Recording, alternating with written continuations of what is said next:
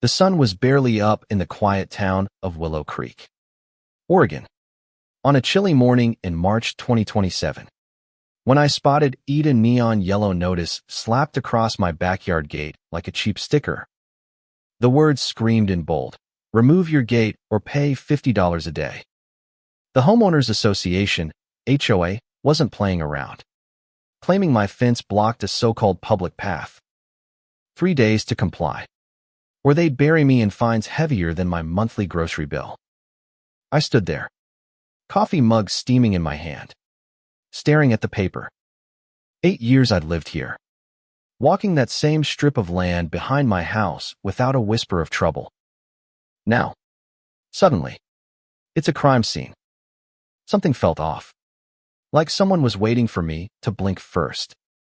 The HOA president, Margaret Voss, had been waving maps at the last community meeting like a general plotting war. And it didn't feel like neighborly business. It felt personal, like a trap dressed up in rulebooks.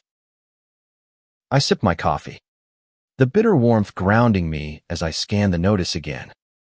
My neighbor, Sarah Miller, a single mom with enough on her plate, jogged over in her bathrobe, eyes wide. "James, can they really fine you for this?" she asked, clutching her phone like it might bite. I gave her a half smile, waving the paper like a flag. HOAs can enforce rules on common areas. "Sarah, but this strip, I'm betting it's not theirs to claim." My gut told me this was a power play, not a property issue. I headed inside, grabbed a notepad, and jotted down a plan, check county records, pull the subdivision plat, and dig up the maintenance map. If this was a public path, there'd be a paper trail thicker than a novel. But I had a hunch I'd find nothing but blank pages. I called Emily Harper, a land surveyor I'd worked with on past insurance claims.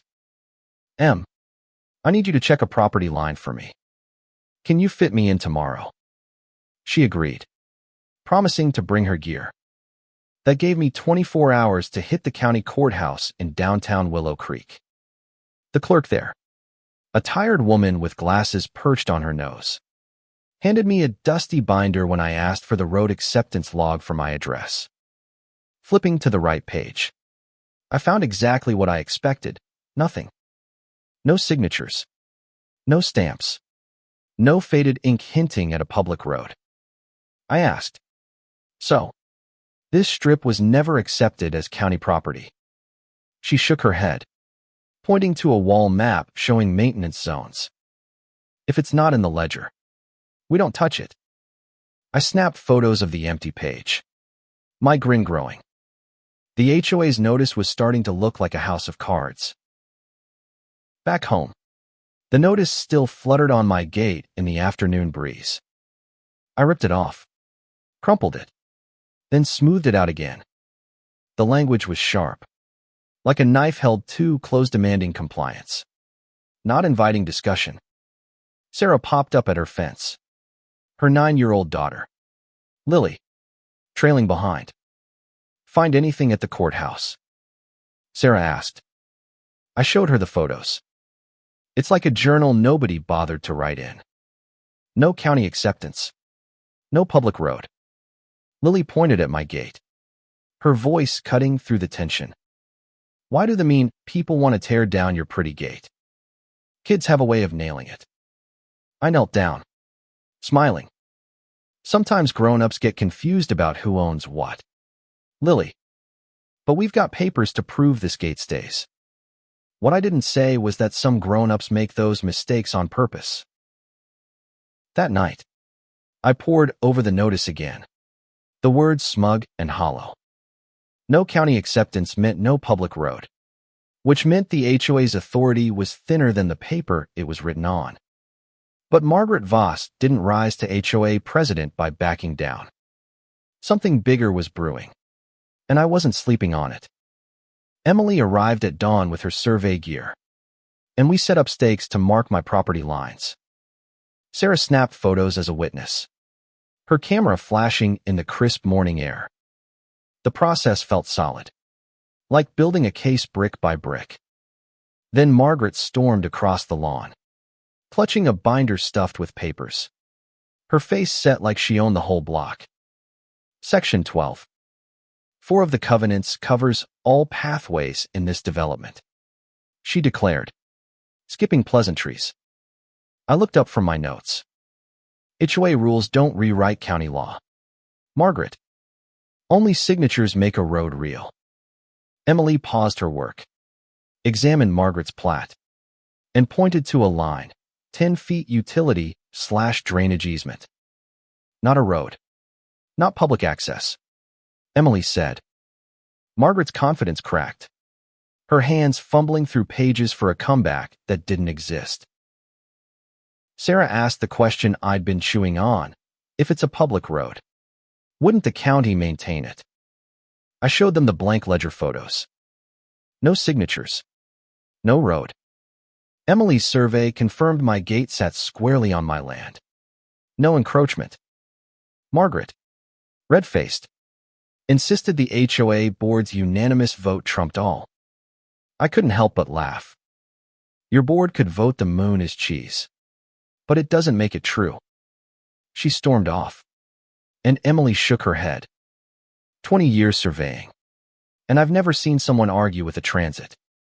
Later that day, I found a new envelope in my mailbox, an HOA lien threat, stamped in red, signed by all 5 board members. The tone was nastier, threatening to cloud my property title if I didn't comply in 3 days. This wasn't just a dispute anymore. It was war. The next morning, Sarah banged on my door, still in pajamas. James. Someone moved the survey stakes. Sure enough, the stakes were shifted 3 feet. Dirt smudged around their bases like a clumsy crime scene. Neighbors filmed the mess, whispering. I called Emily, who arrived fuming. Tampering with survey markers is a misdemeanor, she said, resetting the stakes. We documented everything, the original holes glaring like evidence. I drove to the county office again, filing a public records request for all road-related documents. That afternoon, a digital maintenance map aired no markings on the disputed strip. It was private land with a utility easement, not a public path. The HOA was waving a fake flag, and I had the proof. Then Emily called with a bombshell. James. Margaret filed a request 6 months ago to turn that strip into an amenity trail. My jaw tightened. Amenity trails boost property values, especially for homes backing them like Margaret's. She owned 3 rental properties nearby, and a trail would fatten her profits. This wasn't about safety. It was about her wallet. Digging deeper, I found a 2003 construction permit for the strip temporary. Expired. Never meant to be permanent. A paper street, Emily called it. Drawn on maps, but never built or accepted. The county surplus office confirmed they were selling the land. Minimum bid $500. I saw my chance. I met with my back neighbor, a retired librarian named Tom, who confirmed the strip was temporary from day one. We signed a boundary agreement, Emily staking the lines for clarity. I sealed a $2,000 bid with a cashier's check, my hand shaking as I dropped it in the county's box. Days later, the call came. Mr. Carter, you won parcel 392 to 784. I own the strip Margaret claimed as her stage. The HOA's latest lien threat arrived the same day, but it was toothless now. I merged the strip with my property, filing the deed with a notary's stamp. No more disputes. No more HOA jurisdiction. The county code officer, Greg Patel, arrived next, followed by Margaret with a hand-drawn map that looked like a kid's art project. He asked for the road's acceptance ordinance. Silence. His tablet showed the strip as private, with my alternate access route meeting fire codes. The traffic engineer drove a massive truck through it, confirming clearance. Margaret's safety argument crumbled. Then Greg dropped the real bomb. Margaret's trail request was on file, tied to her rental properties. Neighbors gasped, phones recording her flushed face.